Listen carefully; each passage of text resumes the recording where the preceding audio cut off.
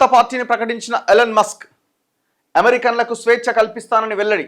అమెరికాలో ఇప్పటివరకు రెండే పార్టీలు ఉన్నాయి, Republicans and democratic party. So ఆ రెండు పార్టీలు ఇవన్నీ కూడా దేశాన్ని ముంచేసినాయి, మోసం చేసినాయి అని ట్రంప్ నుంచి విడిపోయిన ఎలన్ మస్క్ ఆయన ఒక కొత్త పార్టీని అమెరికాలో స్థాపించిండు.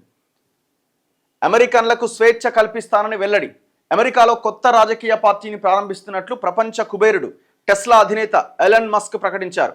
అధ్యక్షుడు ట్రంప్ తీసుకొచ్చిన బిగ్ బ్యూటిఫుల్ బిల్లు చట్టం అయితే కొత్త పార్టీ పెడతానని అన్నట్లుగానే అది చట్టం కాగానే అమెరికా పార్టీని స్థాపిస్తున్నట్లు ఎక్స్ వేదికగా వెల్లడించారు. అమెరికాలో ప్రస్తుతం ప్రజాస్వామ్యం లేదని, ప్రజలకు స్వేచ్ఛ ఇచ్చేందుకే ఈ నిర్ణయం తీసుకున్నానన్నారు.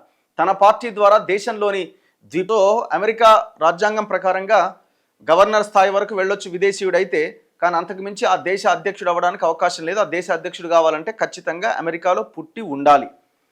మస్క్ పార్టీ ప్రధానంగా అమెరికా కాంగ్రెస్లోని 2, 3 సెనెట్ సీట్లు, 8, 10 ప్రతినిధుల సభ సీట్లపై దృష్టి పెట్టబోతున్నది.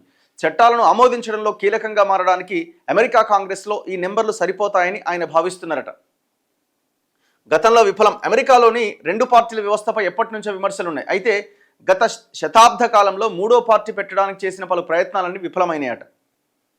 సో అందులో దట్టు ఆయన ఆ దేశం వాడు కాకపోవడం, ఆయనకి అధ్యక్షుడిగా పోటీ చేసే అవకాశం లేకపోవడం, సో ఒక పార్టీ అధ్యక్షుడిగా అదే పెద్ద మైనస్ పాయింట్ కింద కనిపిస్తున్నది. కాకపోతే అక్కడ ఉన్న రాజకీయాలని, ఇష్యూస్ని ఫోకస్ చేయడంలో ప్రభావితం చేయొచ్చు.